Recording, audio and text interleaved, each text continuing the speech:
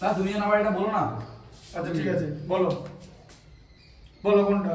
হ্যাঁ বলেছে if a is equal to c to the power z, আচ্ছা a equal two c to the power z, c to the power z, আচ্ছা বলো। b is equal to a to the power x, আচ্ছা b equal to a to the power x, আর c is equal to b to the power y, আচ্ছা আর c equal to b to the power y। b to the power y। তাহলে proof করতে বলেছে x y z is equal to 1। আচ্ছা এখান থেকে proof that pt, হ্যাঁ proof that হচ্ছে x y z,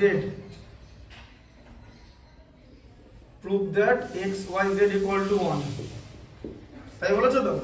আচ্ছা এবার তুমি তাহলে কি করবে, ঠিক আছে? আর k কনস্ট্যান্ট ধরো।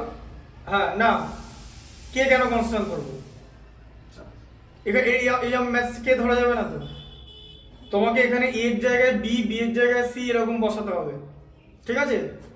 বুঝতে পারলে কেমন করে বসাবে দেখিয়ে দিচ্ছি, এদিকে দেখো।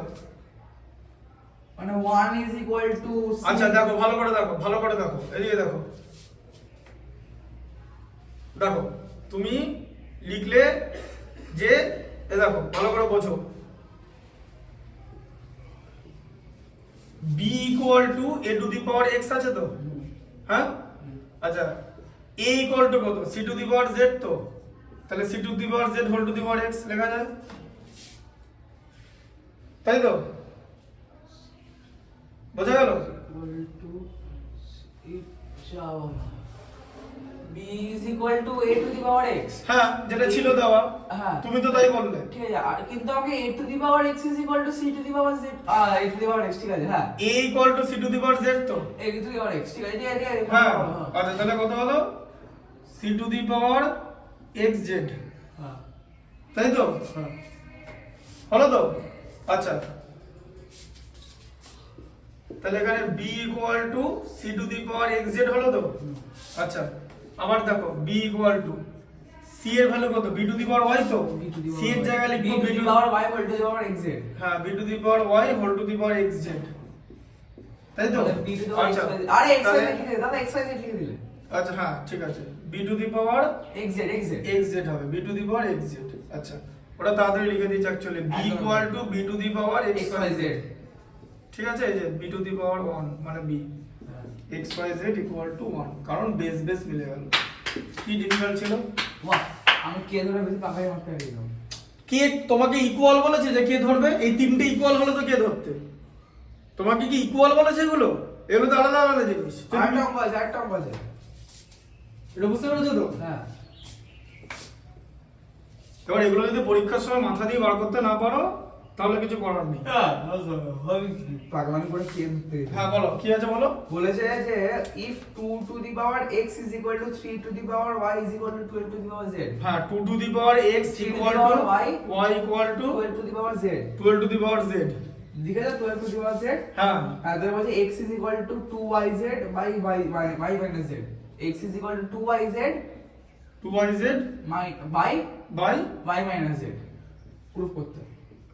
আর যেটা প্রুফ করতে বলেছে তাই তো, 2yz by y minus z, এটা প্রুফ দ্যাট, তাই তো pt। আচ্ছা এবার এই তিনটে ইকুয়াল তো, এবার এগুলোকে ইকুয়াল টু কে ধরো, লেট করা যায়। এই তিনটে ইকুয়াল, আগে তিনটে ইকুয়াল ছিল না, ডিফারেন্ট জিনিস ছিল। হ্যাঁ, এবার দেখো তাহলে 2 to the power x equal to k লেখা যায় তো, তার মানে 2 equal to k to the power 1 by x, power যখন লেফট সাইড থেকে রাইট সাইডে যায় একদম একদম রেসিপ্রোকাল রেসিপ্রোকাল হয়ে যায়, ঠিক আছে।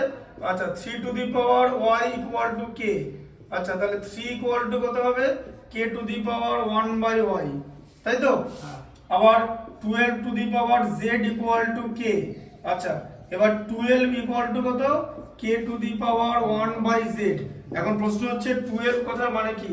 12 মানে 2 ইনটু 2 ইনটু 3, ঠিক আছে, তাই তো? 2 টু 4, আচ্ছা 12 মানে কি, k to the power 1 by z, 2 মানে কি, k to the power 1 by x into k to the power 1 by x into k to the power 1 by y, তাই তো? আচ্ছা তাহলে k to the power 1 by z equal to k to the power 1 by x plus 1 by x plus 1 by y, ঠিক আছে। ঠিক আছে।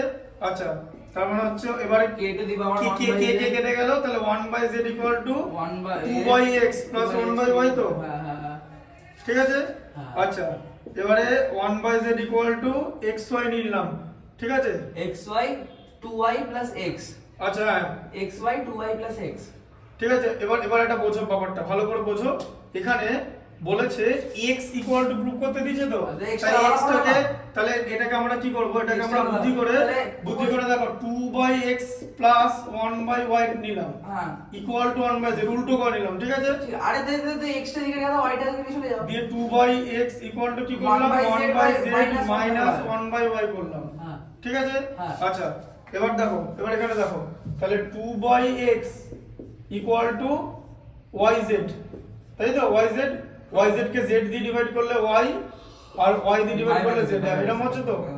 এবার দেখো আচ্ছা তাহলে 2/x ইকুয়াল টু এটা তো, এটাকে এবার ঘোরাও, এখানে x টাকে উপরে আছে না x টা, তাই তো।